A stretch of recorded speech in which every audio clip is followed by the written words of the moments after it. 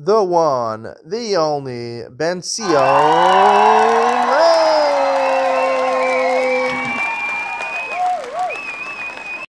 Good morning and welcome to Yeshiva YouTube, just Daf It. Today is Nazir Daf Mem Beis, number 42. Erev Purim today. Tomorrow will be Purim. Tonight will be Purim. Let's start from the top. Top line of Mem Beis and Aleph. Two dots. Amar Mar Rekulam Shagilchu Shalo Betar Ushashayru Shtei Saros Lasa V'Lo Klum. This is a quote from the Mishnah Mesachas Nagayim. We quoted 2 dafim ago. If a Matzorah or a Nazir or a Levi does not use a razor, or they do use a razor, but they leave over 2 hairs, also below klum, they have to remove everything. Amar Ravacha Brei Ravika Zosa Mer Shuva Kukulo Midoraisa. From here we learn that it's an interesting halakha that Ruba Kukula. Normally, when you do row of something, it's like you did it entirely. For the Torah, how do you know that? Elsewhere in the Torah, that's true, except over here. Right? It says an extra time on the 7th day. It repeats this. You should shave it. Right? Let's talk about Nazir who's Tameh, and he's finishing his Zayin Yimei Tumah. But the Gemara is going to learn from Nazir Tameh to Nazir Tor. Here, like we learned in the Mishnah, you have to have basically everything gone, right? Even if you leave 2 saros, right? I guess 1 sar is not considered anything chashuk. We learned from Masechah Shabbos.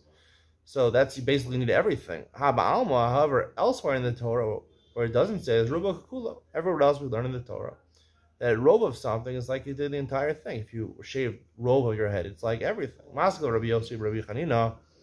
Rabbi Yossi Chanina asked on this limud, on this derivation. This pasuk is talking about Nazir Tameh, right? And we're trying to learn. The Mishnah was talking about Nazir Tor. At the end of his 30 days of Nazirus, he has to shave his head completely. And they heard this in Eretz Yisrael, they laughed. Michti Nazir Tameh debatar minala. Where do you know a Nazir Tameh has to use a razor? Nazir Tor Yalif. We learn it from Nazir Tor, just like a Nazir Tor. We learned the Gemara derived, right? Tar liyavra rosha ad yemei malos nizro, right? When he finishes Nazirus, he uses exclusively a razor, right? And we learn a memat, just like a Nazir Tor uses a razor, a Nazir Tameh also must use a razor. Lacy Nazir Tor, Nazir Tameh. So we can learn both ways. So also learn in regards to this, from Nazir Tameh to Nazir Tor, that you have to shave the entire head. Similarly, over here with Nazir Tor, if you leave over 2 hairs, it's not effective. Abaye asked the following questions. Nazir Shigileach Vashir Shtei Sairos. He shaved his head at the end of his Naziris, but he left 2 hairs. Samach Rosho V'chazer V'gilcha, and then he let his hair grow, presumably for at least 7 days. And then those 2 hairs he shaved off. Right. Technically, including these 2 hairs, he shaved everything. But now, by that point, the rest of the hair had already regrown.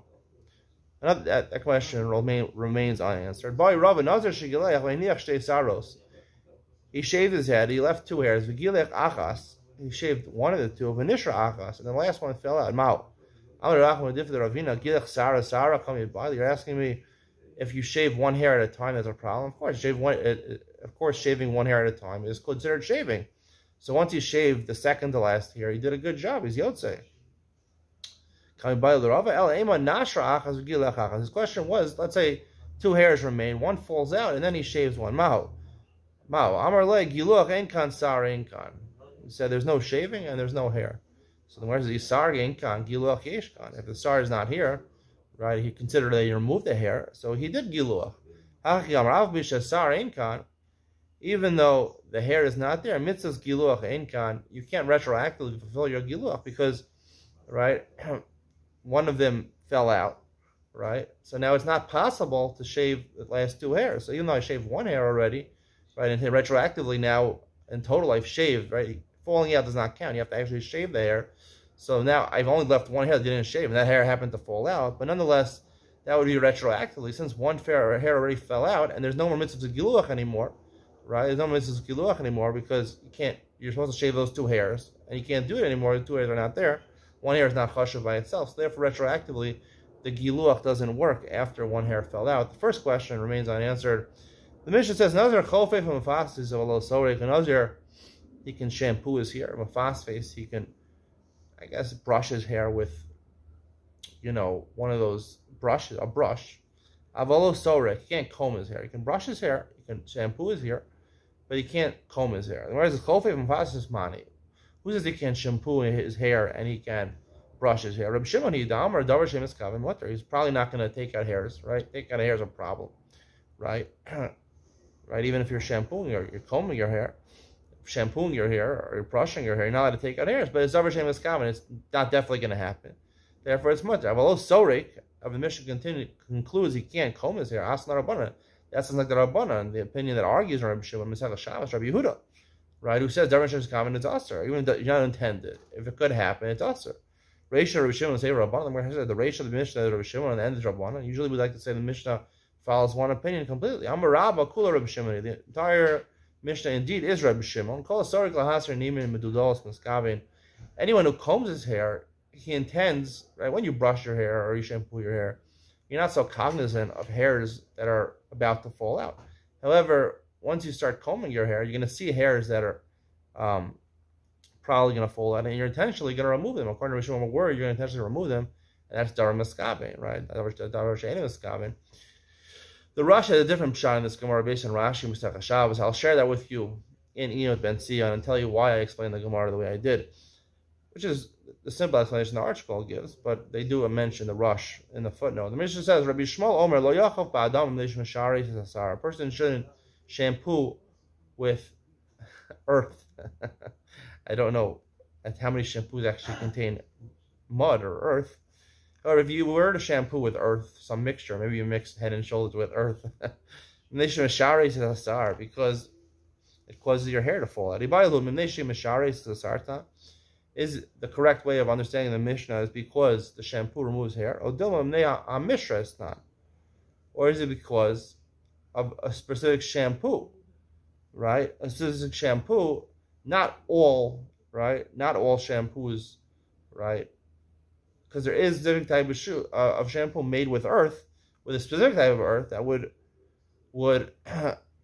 remove hair. It's not. What's the difference? Let's say the Mishnah says you shouldn't use a shampoo that's made from clay or earth, right? Let's say there's certain types of earth that don't remove the hair. If you say the correct understanding of our Mishnah is because it'll cause hair to fall out, right? When we know the earth, there's a certain type of earth or clay that's mixed with your shampoo, doesn't cause the hair to fall, it's okay. Right? If you say because of the type of shampoo that does have clay that would take out your hair, so therefore even if it's a type of clay that wouldn't take out your hair, what goes there, you shouldn't use it because you might come to use that type of shampoo that would remove your hairs. Teiku, the Gemara is unsure of the answer. The Mishnah says, Nazir he was drinking wine the entire day. He's only chayav one time. Amrulo al tishta. He's only one azhara. One, you have to warn someone before you give him alchas. However, if he said, I kept on saying al tishta v'tosha, and every time after the person warned him, he drank. Who shows that chayav kol achas v'achas? Right, the fact that he's masra, the edim are masra, and they warn him each separate time, and then he proceeds to drink. So he's chayav each time. Anu, I am a galeach kol yom. They warned him, don't shave your head. You're a Nazir, and the entire day he's busy cutting his hair. Enu chayav alachas. Amrulo al tigaleach vum galeach chayav kol achas v'achas. If they say, don't do it, and he does it right after they warn him, and then again after they warn him again, he's chayav multiple salts of malchus. Hey, matam l'meisim kol yom. They said, don't, you're a Nazir, you can't come in contact with the corpse tumah. He's only chayav once. Al titma. If they repeatedly warn him, and after each warning he is matame himself chayav kol achas v'achas, he's chayav many sets of malchus. Mishnah says, the Gemara says, it's mar, I'm a Rabba, I'm a Ravuna, mikra mali diber akosov. The Torah is very clear. Lo yitma kishu omer. It says by a Nazir that he can't become in contact with tumah, corpse tumah. Kishu omer lo yavo. The pasuk before that said he shouldn't come into a place where there's corpse tumah, an ohel. Right? There's three ways of getting corpse tumah. You can touch it, you can carry it, or you can come into a roof, under a roof where the corpse is. Ohel. Laziro ala tuma, laziro ala bia. Tell you that technically there's two different types of isurim when it comes to tuma. There's tuma of maga or masa, touching it or carrying it, and there's a separate tuma of bia, of coming under an oel. So technically, if you touched corpse tuma and then you went ahead and came into an oel, a roof where there was a corpse was, so therefore you chayiv twice, two sets of makos, as long as you warned him for two separate things. About tuma v'tuma lo. However, if he touched, right, a corpse and then he touched another corpse, they wouldn't be chayiv twice. Rav Yosef heard about this. Amar Halokim, Amar Rav Huna, afilu tuma v'tuma. Rav Huna meant even if he touches one dead body and then touches another dead body, be chayiv twice. Amar Rav Huna, another shayah omed the beis hakvaros. How do you know Rav Huna believed this? He says, Rav Huna said, a Nazir that was standing in a beis hakvaros in a cemetery, and they passed to him either his dead person, meaning one of the Zion Krovim, right? He's not allowed to be matami for that person. Also, Omeisachar, or some other corpse who wasn't related to him, and Nagabo, chayiv. So he was in the beis hakvaros, which has corpse tuma, right? Being an oel, he's ma'al, he's an oel on top of the dead bodies, and they passed him, right? V'nagabo chayiv, right? Amai hamitma v'koyim. I guess in the beis hakvaros is because he touched. He came in contact with the graves, right? So his leg came in contact with the grave. So that's tuma of coming in contact of maga. And then they passed him someone else chayiv. Amai hamitva v'koyim. He's in the beis hakvaros, and they passed him a dead person, right? El lashrana amar Rav Huna afilu tuma v'tuma. You can chayiv twice. Eisei Abai asked the following question from a brayso. Kohen sheyalom meis umunach al kseifa. A kohen who also can't come in contact with corpse tuma. He has a dead person, munach al kseifa, hold it on his shoulders, and they passed him another dead person, either it was a relative or a person who wasn't related to him, and he touched it. You might think you should be chayiv a second time. It says, you shouldn't defile yourself. It's talking about someone who yet wasn't defiled. If he already is touched a corpse tuma, you can't be tamei again. So similarly by a kohen, you apply to a Nazir also. Still, you have a question for our Mishnah. The Mishnah said if he comes in contact with tuma the whole day, touches many corpses the whole day, he's only chayiv once. However, they say don't be a matame, and he's touching corpses the whole day. He's chayiv on each time. Each time they warned him. Amai hamitma v'koyim. Right, he was already tamei. Elakasha adadi. This brayso and the Mishnah seem to be a contradiction with each other. Lo kasha kan b'chiburin, kan shelo b'chiburin.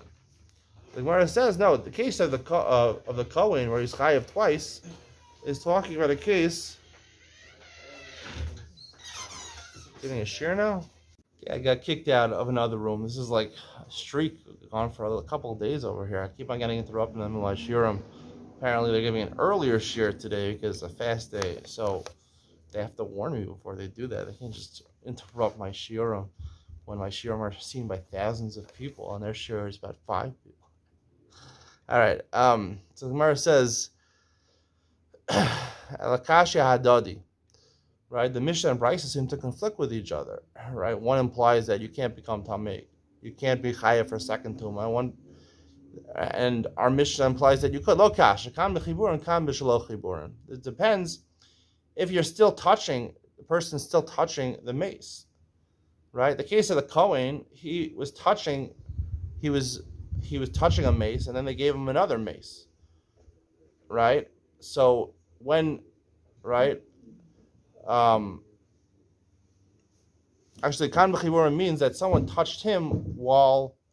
The correct explanation over here, we're going to see later on in the Gemara. The Gemara thinks at this point, means that the case of the brayso with the kohen is talking about while he has the dead person on his shoulder, someone else touches him. So therefore, you become tamei. However, the other case is talking about, the Mishnah is talking about where you touch the corpse tuma. Now you're not touching, and then someone touched you. Someone touched you, so that's shelo b'chibur. You're not attached to the mace anymore. So in that case, right, and then you would go and touch a dead person, right? So then, right, then you would touch a dead person, meaning the case in the Mishnah, right, he touched a corpse to him, and he stopped touching a corpse to him, and then he touched a corpse to him again. So he defiled himself more, because it's more tuma when you're actually touching, right? And then when you're touching it, you can't become tamei again. However, when you're not touching it, right, and then you touch it, then you stop, and then you touch it again, then you're defiling, even though you have tumas ames, but you still become more tummy when you actually touch it. So the Gemara says, "Tuma b'chiburin d'oraisa is tuma b'chiburin really midoraisa." Right, and just like it would work, right? Tuma b'chiburin, meaning if someone's touching a dead person and then someone touches him, right, he becomes tummy. Right, same thing over here when it comes to the Kohen. The exact price is talking about where the Kohen had a mace on his shoulder, right, and then he touched the mace. So you can't get any more defiled than that. However, our Mishnah is talking about where he touched something, then he stopped, and then he touched something again. So he's defiling himself a second time, even though he has corpse tumah. But technically, the corpse tumah is you're already counting 7 days already. Technically, once I touch another corpse tumah, you start over again. So therefore, it's more severe, and that's why you're chayiv a second time. The rest of Tuma b'chiburin d'oraisa is Tuma b'chiburin. The concept that it's worse when you're actually touching the mace, is that d'oraisa? Amar Rav Yosef bar Yosef Amar Yana lo amru Tuma b'chiburin elo Tuma b'kachim. The concept aval Nazir also Pesach lo. When it comes to the concept that we say it's worse when you're actually touching the corpse, that's only relevant, right, for Tuma b'kachim. Meaning here we're talking about a person who touches a person while he's touching a dead person. If you touch a person touching a dead person, so therefore, you don't become tamei, right? It's not midor. It was midoraisa that you became tamei. So you become an avatuma, and 7 days you have to count, and you have to sprinkle yourself on the 3rd and 7th day, and bring karbanos at the end. However, here he only says l'truma v'kachim. It's a chumrah. You can't eat truma and kachim for 7 days. Midoraisa, you're only tamei for 1 day, like a rishon l'tuma. Aval Nazir also Pesach lo. However, and that's why he's only d'Rabbanan for truma and kachim machmer for 7 days. But Nazir v'tumah also Pesach lo, meaning if you the day on erev Pesach, on Yud Gimel Nisan, right? You touch someone, right, who was holding a dead person, right? So you only have to wait 1 day technically, and you can bring the carbon Pesach. Not really tummy the rice for 7 days. And similarly for a Nazir also, even though a Nazir, you have to observe tumah for 7 days, but it's not so ser your minyan. It doesn't count. It doesn't disrupt your count. And you have to go back to the beginning. If you say it's doraisa, ma'ishna kan b'chibur adam, kan b'chibur adam b'adam, kan b'chibur adam b'meis. Right. Sorry. If you it's doraisa, ma'ishna. If you say it's doraisa, so what's the difference? If it's doraisa, it should work for Nazir and pay current business. You told me 7 days. The Gemara says, kan b'chibur adam b'adam, kan b'chibur adam b'meis. So the Gemara's final answer is, when a person, let's say Reuven has a dead person on his shoulder, and then you touch him, right? That's not tumas l'chibur d'oraisa. That doesn't make you an ava tuma. However, if you are touching a mace, a corpse, and then you touch something else, right? That's tumas l'chibur, and you're already completely tummy. You can't be more tummy, right? So that's why. So like we said before, that's a simple explanation. I already explained it, right, when the Gemara already explained it, but. Tumah b'chiburin means, by the case of Cohen, he had a corpse on his shoulder, and he touches another corpse. You can't become more tamei. You can't become tamei a second time. The case in our Mishnah is talking about where he touches a corpse, then he removes his hand from the corpse. They warn him again, and then he touches the corpse again. So then you could be chayiv a second time. About tumah v'tumah lo, da mitma v'kayim. So the Gemara says, back to what we said before. Tumah, according to Rav Huna, tumah v'tumah. Back to the first opinion, Rabbah. Rabbah said in the name of Rav Huna that Tuma and Bia you be chayav twice, Tuma and Tuma you can't. Right? We explain now according to the second according to Rav Yosef's opinion, Rav Huna, that even Tuma and Tuma. So now back to Rabbah. About Tuma v'Tuma lo, Daha mitma v'kayim. You can't become tummy again because you're already tummy, the same Tuma. You can't touch a corpse, then touch a corpse again. Tuma Bia nami ha mitma v'kayim. Why the second time are you chayav for coming into an oal hames after you touch the corpse? You're already tummy the mace. Amar Rabbi Yochanan kan b'bayis kan b'sada. The case where you're chayav twice, according to Rav Huna, according to Rabbah, is where you come into a house with the corpse inside of it. So and simultaneously you violate both asharos in the Torah, right? The violation against bia of coming into a house, a tent with a corpse in it, and also for touching it, for becoming tamei in general. You become tamei. It's one of the ways of becoming tamei. However, in the sadeh where there's no oel, you just touch it. So then after you touch it, you can't be chayiv again if you go into a house. Even in that case, because you're already tamei, you can't become worse. So the Gemara asks on top of Mem Gilon and Aleph, Abaye's name came into ayil yadeh yistayiv ki ayil kulei hay tamehu. Even if you go into a house, right? When you walk into a house, first you put your hand or your nose or whatever, you put your hand in. So once you put your hand in, you're already tamei for that. It's like maga, the whole house is filled with tuma. You're not chayiv for being in an oel until most of your body is. Ki ayil kulei, or most rubo kulei, most of your body comes in. Then his body is tummy from the oel. So it doesn't happen simultaneously. You thought the answer was it happens simultaneously, so you chayiv for two shemos, for two different isura. But actually one happens first. So it's like this case of a sadeh, where you touch the corpse, you can't be chayiv if you go into an oel afterwards. That's what I'll conclude today. Shir. Stay tuned for Ian with Ben Sion. We'll talk more on Daf Mem Bezim and Aleph about Davar She'eino Miskaven, about the Mishnah talks about you can't comb your hair as a Nazir. Right? Seemingly, even according to Reb Shimon, we paskin like Davar She'eino Miskaven. Reb Shimon would agree. The Gemara has a lashon called Sark Lahaser Nimim Udalim Miskaven. What exactly does that mean? Ian with Ben Sion coming up next.